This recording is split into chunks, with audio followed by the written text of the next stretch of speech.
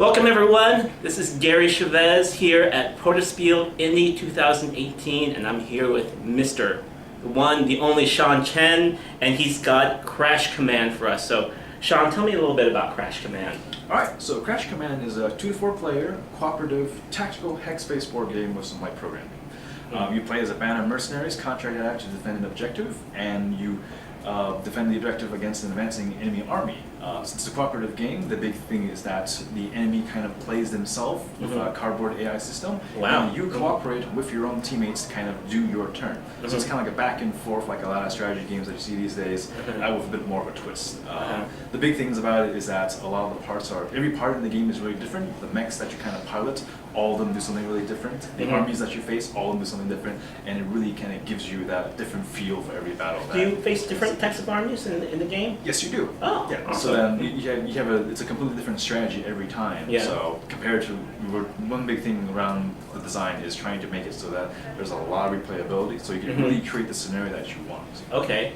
See, how many players is it? Yep. So Crash Command works for 2 to 4 players. Currently it works really well at 3, and we're kind of working on design for a higher number of players. We've kind of found that having actually another additional player or observer set on the side and kind of playing moderator or like comms in, for example, actually helps a lot. So it's something that actually, as I'm designing the game, I wonder if I'm going to work into the rules of like, we recommend you to have like a, a comms person to like go over the turn sequence, catch some small notes here and there, things like that. Where did the inspiration from this game come from? Yeah, so the game itself developed from a class project that was intended to teach programming. Yeah. And then after the project ended, I kind of took the project on my own because my team members we were done with the project, but I wanted to see it go further.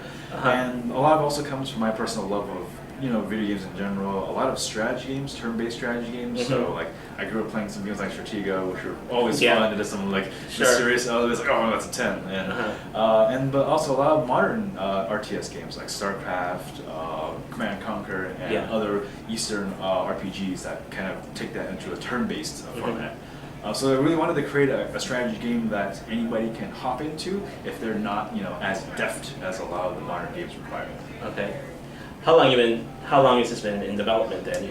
So the Crash Command has been in development for about a year and a little bit more now. It started development sometime around last March. The game has gone through a lot of iterations. It's a lot of play testing. The game is completely different, and it's always been a fun time to just kind of peer back into the older folders, just see like where have we been. How far along are you? Are you close to? Are you near the end? Are you about middle point? Where do you think you are? Yeah, so depending on whether I want to do self-publishing or going with a publisher kind of changes the schedule on that. Right now I feel like I'll probably go to publisher because it ends up being a lot easier from what I've seen so far. In that case, the game is probably somewhere near its middle to end, probably around 70%, 60% or so. Yeah.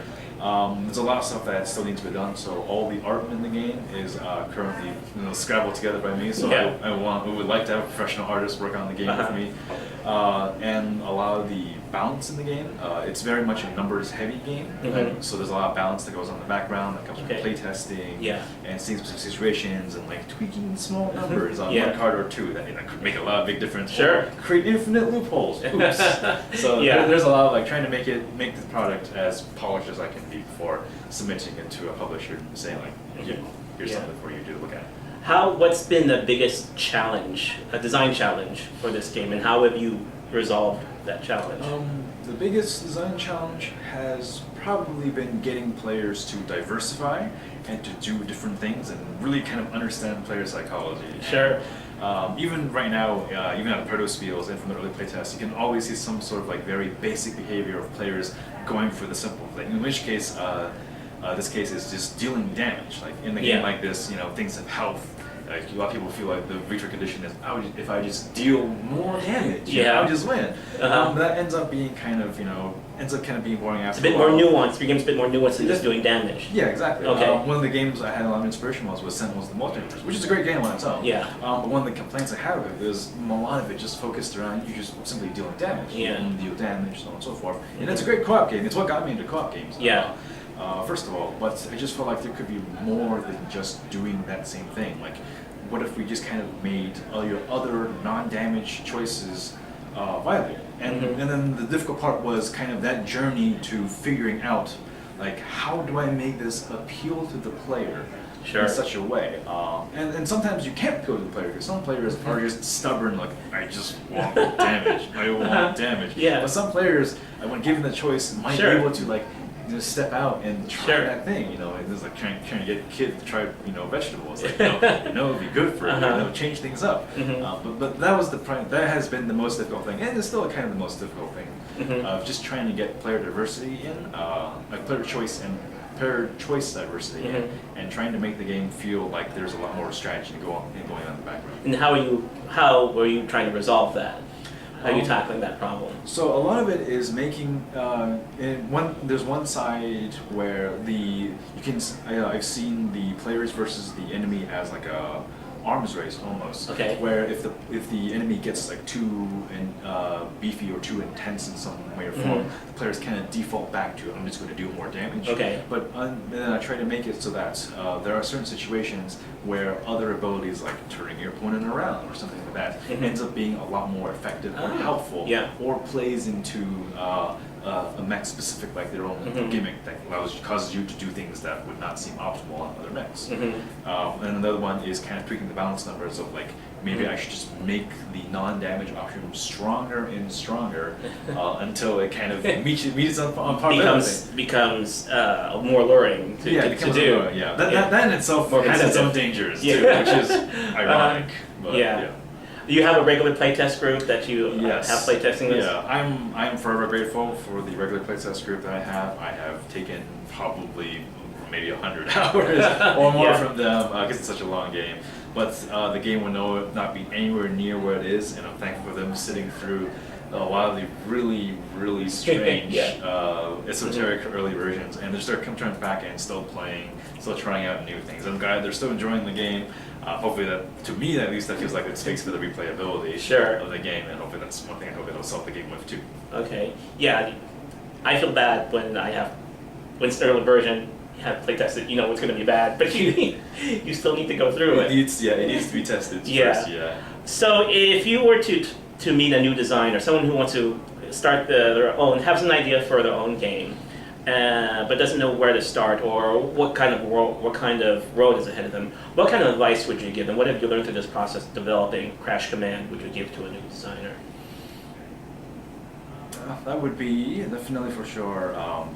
Don't be afraid to tear everything up. There have been so many systems that have been added to the game, removed, added back, tweaked, and changed so far. There was a certain point in the game where I had introduced a new mechanic that is now core to the game, and that required me to rewrite all of the cards, every single card in the game from the ground up, and that was like a 2-month-long process of just sweat, sweat and tears. Mostly tears, but but it was really important because like the feedback from it was immediate. It ended up being a good choice, but sometimes it might not be. But the important part is that you can't get too attached to a lot of the stuff that you work on that you either might like for thematic or flavor feeling, or that you might like simply because it stands well on its own. But in the end, you have to it needs to be a game. Like the game needs to work and play well mechanically in the end. And if you have single parts that just kind of stick out, like a sore thumb, and you don't remove them, it's just going to end up harming your game in the long run. Even if you really do like them, and even if they seem to be at the core of your game at some point in time, you have to be able to go in and see that, the players have glossed over this, or the design have moved past this, and there's no reason to keep it here, or I need to remove or change it because otherwise the game will not work so well. Okay. So if someone wanted to keep up on the game, do you have a website or a Facebook page that people can look at to find out where this game is? Definitely. So the game has a website, crashcommand.weebly.com, until I pay for the hosting and the Weebly part. Free websites are the great thing. Yes, one of the modern marvels of today. I can just post the website for free. There are some YouTube videos about it. and they'll be changed shortly, hopefully, because there's some graphical updates and a couple of mechanics changes here and there. Sure. And the big thing is that the game is available for free on Tabletop Simulator. Okay. So if you have a copy, Tabletop, awesome. if you Tabletop have a Simulator, copy yeah. of Steam and the game Tabletop Simulator, you can find Crash Command on the workshop. It has all the parts and the instructions, and you can play it straight from there. Okay, great. Well, it's called Crash Command. Sean, thank you very much for your time.